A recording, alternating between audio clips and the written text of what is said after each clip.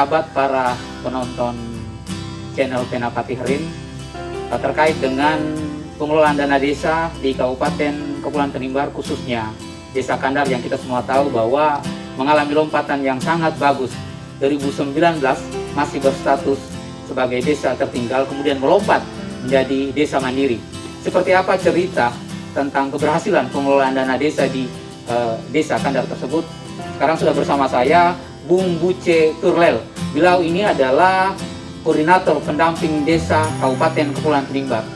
Beliau akan bercerita tentang bagaimana pengelolaan dana desa di sana, terutama sektor pertanian, sehingga membuat desa itu menjadi desa mandiri.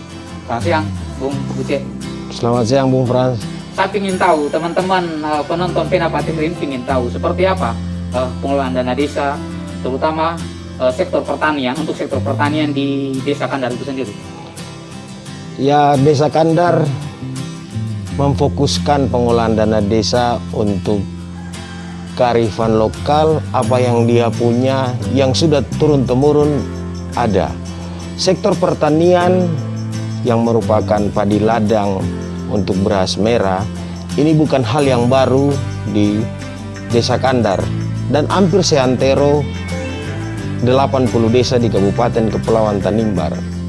Namun dengan keberadaan dana desa, orang desa di Kandar merasa bahwa ini bukan sekedar untuk memenuhi konsumsi keluarga, tetapi bisa meningkatkan ekonomi keluarga. Penyadaran pemerintah lewat prioritas penggunaan dana desa yang difokuskan untuk bagaimana mengangkat apa yang dipunya oleh desa dilakukan oleh Kandar. Dari sekian banyak yang bisa dilakukan seperti tenun dan yang lain, tetapi prospek ekonomi yang cukup baik itu ada pada pertanian padi beras merah. Dana desa memberikan perhatian yang khusus lewat pemerintah desa, sehingga lahan yang tadinya cuma beberapa petak atau beberapa besar itu dibuka seluas-luasnya, dan satu kakak atau satu orang bisa memiliki 1 hektar lebih. Ini fokus secara bersama, bukan orang-orang tertentu, tetapi masyarakat Kandar secara keseluruhan. Senang bahwa hari ini Kandar sudah ada pada swasembada pangan, karena apa yang mereka hasilkan bukan saja dinikmati oleh orang Kandar atau masyarakat Desa Kandar, tetapi bisa dinikmati oleh Tanimbar, masyarakat Tanimbar secara keseluruhan. Oke, berarti pengelolaan dana desa di Desa Kandar itu sendiri boleh dikatakan berhasil dengan ukuran-ukuran tadi ya. Benar. Ada pencapaian kesejahteraan dan ya, juga ada hitungan-hitungan IDM-nya itu, ya, indeks desa membangun itu. Nah, kira-kira apa pesan yang ingin disampaikan dengan keberhasilan di Kandar? Kalau kita coba menghubungkan, mengaitkan dengan pengelolaan dana desa di Indonesia yang di banyak tempat sering terjadi masalah, penyalahgunaan dan lain sebagainya. Desa Kandar, pesan yang barangkali bisa dilakukan dan untuk Tanimbar keseluruhan, fokus perencanaan itu pada prioritas yang sudah menjadi arahan pemerintah pusat. Peningkatan ekonomi desa, sehingga apa yang sudah dilakukan bukan sekedar ingin meningkatkan status indeks desa membangun, tetapi dia terpatri dan merakyat dan berkelanjutan.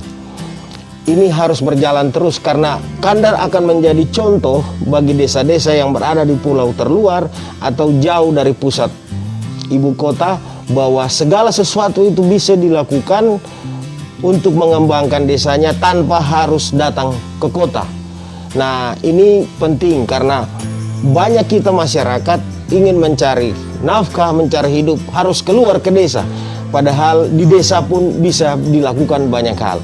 Contoh seperti di Kandar. Oke, kira-kira pekerjaan rumah apa yang barangkali mesti harus di kedepannya dikuatkan, gitu, disempurnakan lagi, terutama secara keseluruhan pengelolaan dana desa di Kabupaten Kepulauan Tanimbar? Apa kelemahan-kelemahan yang barangkali mesti harus disempurnakan? Sadar sungguh bahwa pengelolaan keuangan desa harus perlu diperbaiki. Manajemen keuangan dan peningkatan kapasitas terhadap pemerintah desa yang langsung mengelola keuangan desa ini harus dilakukan. Kandar sementara ada dalam proses menuju pemilihan kepala desa. Butuh pemerintahan yang kuat di sini dan bersinergi dengan masyarakat. hari ini negara sudah menyiapkan pengelolaan keuangan desa berbasis digital, artinya online. Ada aplikasi yang harus dilakukan oleh pemerintah desa, sehingga apa yang dilakukan hari itu di desa, negara mengetahuinya hari Ada itu juga. contoh-contoh tidak bahwa ini pengelolaan IT yang barangkali sering ngadat atau jaringan atau memang SDM-nya kurang bagus itu dari situ? Memang tidak semua pemerintah desa mempunyai SDM yang bagus. Di antara mereka 9 orang ada 1 orang yang punya kemampuan IT yang bagus dan itu dilakukan secara baik. Diharapkan tahun ke depan teman-teman pemerintah desa yang lain juga bisa melakukan hal yang sama.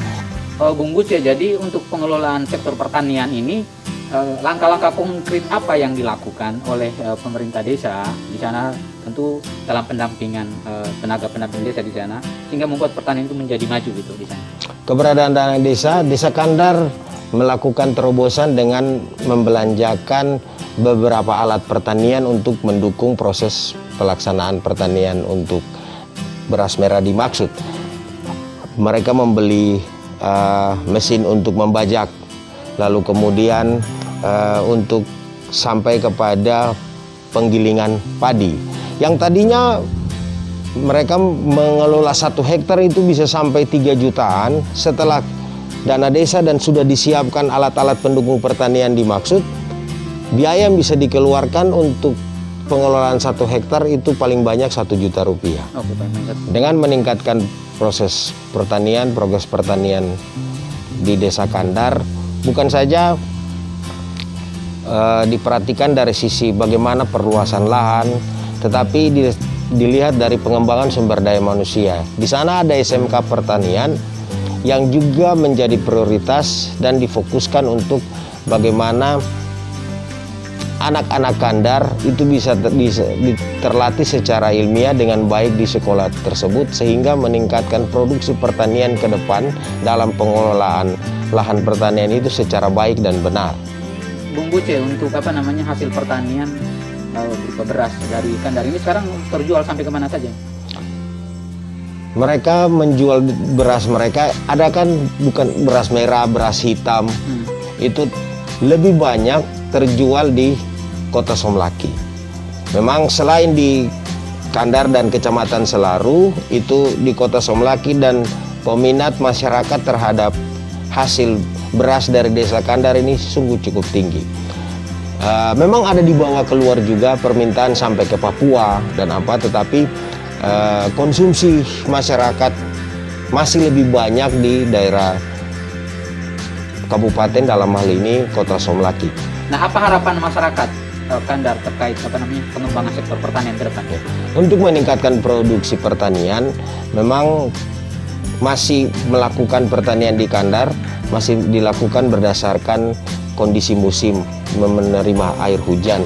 Tetapi kedepannya itu akan diusulkan dan dibangun embung, karena prioritas dana desa juga membangun embung desa itu sungguh sangat prioritas. Jadi embung itu ada, maka produksinya biasanya 1 kali setahun bisa meningkat, bisa 2 kali 1 tahun. Oke, terima kasih Bung Buce.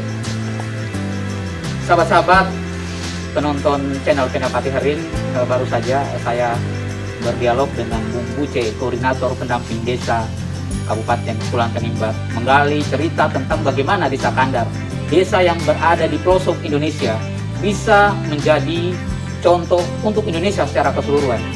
Kita sering mendengar terjadi penyalahgunaan pengelolaan dana desa, korupsi di mana-mana terkait dana desa, tetapi Kandar hari ini desa yang berada di pelosok, berada di sudut Indonesia, memberikan contoh untuk kita semua.